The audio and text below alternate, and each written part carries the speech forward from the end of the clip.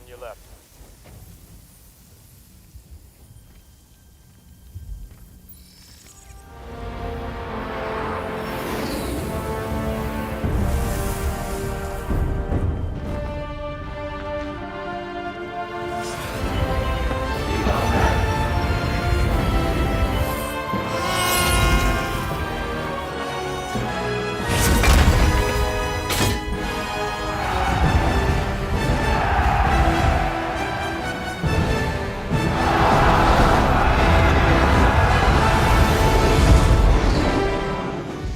Guys, it's Benny. The reason why I have a massive electoral map of the country inside of the studio is to show you that we live in a red kingdom. You live in a red country. There are teeny little blue dots. You can see them. And the way to actually rid yourself of those teeny blue dots even is to build coalitions, to put guys like RFK and Tulsi Gabbard in your to bring John Fetterman down to Mar-a-Lago. And yes, I mean, I guess to like literally joke around with Barack Obama. This is Donald Trump with Obama. Yes, did not have this in the bingo cards. That just days, literally, after a vicious presidential cycle where Barack Obama called Donald Trump Hitler multiple times and Stalin, whatever. The threat to democracy. Now here the two of them are like laughing it up, broing out, chilling out, and seemingly enjoying each other's company, which they both admit, at least Donald Trump admitted to doing yesterday. It's like, yeah, I had a great time with Obama. According to lip readers, this was Donald Trump asking for a private meeting with Barack Obama so they could discuss some important stuff. And if there is anybody that still has like some type of political power in this scene, it is Barack Obama, even though it's entirely diminished and destroyed. So yeah, this is a time for Donald Trump to build bridges. And that's what Trump did yesterday with the governors inside of the a meeting at Mar-a-Lago. President Trump, with every Republican governor, sat down and sort of held court, and they talked about major critical and vital issues. And you had some Republican governors that I think you might recognize. And then right down here, you have Ron DeSantis down at the end of the table. Now, Ron DeSantis and Donald Trump did fight a pretty brutal battle in the 2020. I mean, you could call it brutal. I mean, whatever. Trump won every single state. I think Nikki Haley won Washington, D.C., but that's it. Trump won every state. And Ron DeSantis pieced out pretty early, actually, in the competition. And so while it was ugly for a little bit, it's just how it goes. It's just politics. You can't, grow a spine. Now there are rumors that Donald Trump and Ron DeSantis are getting along really well and are meeting quite regularly, as Ron DeSantis has an open Senate seat to fill and so on. We'll get to that in just a second. But this is something that shocked everybody watching, which was Ron DeSantis going beast mode, defending Donald Trump to the press. And DeSantis pretty good at this, back and forth with the press. He really lights him up. He's married to a reporter, and he's these are like the viral moments that DeSantis has. It's kind of like going back to the thing that made DeSantis a bit of a conservative media star. Was he really takes it to the corporate press in a very Trumpian fashion. It's very surgical. So DeSantis lights up reporters about the Newsom fires and a defense of Donald Trump. On my page alone, this got millions of views and, hundreds of thousands of likes and shares. If Newsom were a Republican, you guys would have him nailed to a wall for what he's doing over there. Here we go, ladies and gentlemen. The reporter asking, "Is Donald Trump's being too mean to Gavin Newsom?" And Ron DeSantis is going, appropriate for the president-elect or a president to be criticizing. Is it appropriate for people in your industry to try to create division and to try to create narratives anytime these things happen? Now, you're not as interested in doing that because Newsom is a D. If Newsom was a Republican, you guys would you would have him nailed to the wall for what they're doing over there. And I know we've dealt with it. We just assume in Florida, anytime something happens, it's going to be politicized by the media. So you guys sitting in judgment of Donald Trump, I mean, excuse me, I think your track record of politicizing these things is very, very bad. Okay, last question. Newsom should resign and that the wildfires are all his fault. So do you agree with those comments?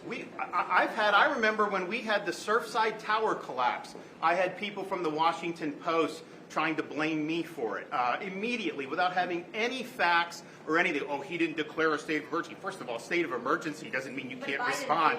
It's all that. Excuse me? Biden did it. I think that's what she's saying. Well, but what I'm telling you is you guys are trying to make an issue of it when I have watched from this seat. In fact, when I got elected governor, I was meeting with some of the other Republican governors, and what they would say is, hey, if you have a natural disaster, just know media's coming at you, they're going to do it. It's not the same. That mayor of L.A., if that were a Republican mayor, I could only imagine what that would do. I mean, you know the fires are at high risk, and you try to go to Africa or wherever she was to go on some type of voyage.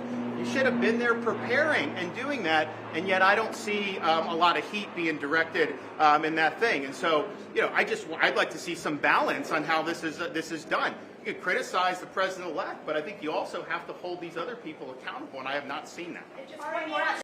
Oh, the many reasons why you should be mean to Gavin Newsom, of course. We're now finding out that the reservoirs were all emptied. That the LA Fire Department had $50 million, not just 18, but $50 million in their budgets cut. That Gavin Newsom cut $100 million from the actual budgets of the firefighters in the state of California. And Ron DeSantis is having none of it, ladies and gentlemen. DeSantis crushes reporter for asking if it's appropriate to criticize Newsom. It's inappropriate for you people in your industry to try and create vision and try and create narratives every time that these things happen. And he's exactly right. Ron DeSantis, I live in Florida, and Ron DeSantis gets I mean, if little old lady gets a gray hair during a hurricane, Ron DeSantis gets absolutely bodied over it. Has to do press conferences every single day. Gavin Newsom doesn't even know why there isn't any water in the fire hydrants. This clip is now famous. There isn't any water in the fire hydrants because your reservoirs are dry, and you chose to do that. You made your reservoirs dry, and you haven't built a new reservoir in 40 years. Ron DeSantis can have the entire state of Florida rebound from a major hurricane in just a couple of days. I know this because I've witnessed it. Gavin Newsom has nearly an entire year to change some grass and sagebrush preventative measures and can't do it. Leadership matters, policy matters. Ron DeSantis sounded off on a couple of other very interesting things. In this clip, he's asked if he's going to serve in the Trump administration, and he doesn't say no. Now, there's speculation that if things go very south with Pete Hegseth, which I do not want to happen, I like Pete Hegseth, and we have advocated and campaigned for Pete Hegseth on this program. But if that happens, the rumor was that Ron DeSantis would become Secretary of Defense. He's asked that here, ladies and gentlemen. Listen how he responds. Senator DeSantis, just your reaction to Matt Gaetz mowing a gubernatorial bid? I don't really have a reaction to it. I mean, it's so far away that for that race to happen. You know, I think my thing is I had to do a special election to fill that seat because he resigned from the seat. I wish we had full strength in the House to help the president get his agenda done. That's where the fight is right now. Florida, you know, the fight was in 18 here when we were at a crossroads. If you look now at the results across the state, the left is lying in ruins. The Democratic Party is on the mat. So we've got it handled here. I think the people need to be up there fighting for President Trump and to deliver on his mandate. And so any congressman should be wanting to go up there and do that. And we expect all our Florida congressmen to actually deliver on these promises. Governor DeSantis, have you and President Trump spoken about the possibility of you serving as Secretary of Defense? We speak frequently. We haven't really gone into any particulars on anything. I think we're looking forward to being able to be helpful in any way we can. Clearly, as governor, I think we'll have a better future these next couple of years than we've had the last 4. Our success in Florida has been in spite of the Biden administration, not because of it. Now I think we're going to get some good runway, and so I think that'll be really the substance of the conversation tonight. Governor DeSantis, would you be interested in that job of Defense Secretary should Pete Hegseth's nomination confirmation here in the United States next week? So, you know, I've not asked for any position. I've not been offered any position. I've got a great job. I think the president has a unique opportunity to deliver big wins for the American people. as part of that, his agenda, which I agree with wholeheartedly, on reconstituting the military away from the social agenda and towards being able to deliver lethal force, to be able to deter our enemies and achieve peace through strength, is vitally important. I want him to be able to succeed in that. I think he has the ability to succeed in that. I think he's very serious in succeeding in that. And then there's more, ladies and gentlemen. Very interesting. I mean, I'm telling you, man, if Trump can brawl out with Obama, then he can definitely mend all the bridges with Ron DeSantis. Ron DeSantis went on Fox and Friends in the morning and did an interview where he defended Trump. Again, they were trying to pin the fires on Donald Trump. They were going after Trump's comments. And I was thinking to myself, I've seen how these people in the press act when this happens in Florida. They create negative things. So here we go. It's like the pot calling kettle black, and they're always attacking Donald Trump. So DeSantis now coming to the defense of President Trump. It's nice, very, very nice to see, honestly. Ladies and gentlemen, here's DeSantis 3 times in a couple hours admitting that he would serve in the Trump administration and then defending President Trump to the press. Is he auditioning? I don't know. You decide. That you would have it nailed to the wall for what they're doing over there. So why aren't they criticizing him or the mayor? Well, here's my point is just simply, they were trying to pin this on Donald Trump, and they were going after Donald Trump's comments.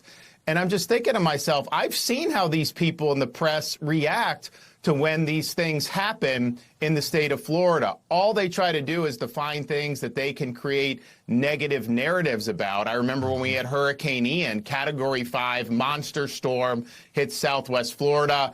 All they were looking for were things to do negative. And the reality was the state was prepred. We had an overwhelming response. We were doing things like rebuilding bridges in 3 days. We were able to bring the power back on and millions of people in record time.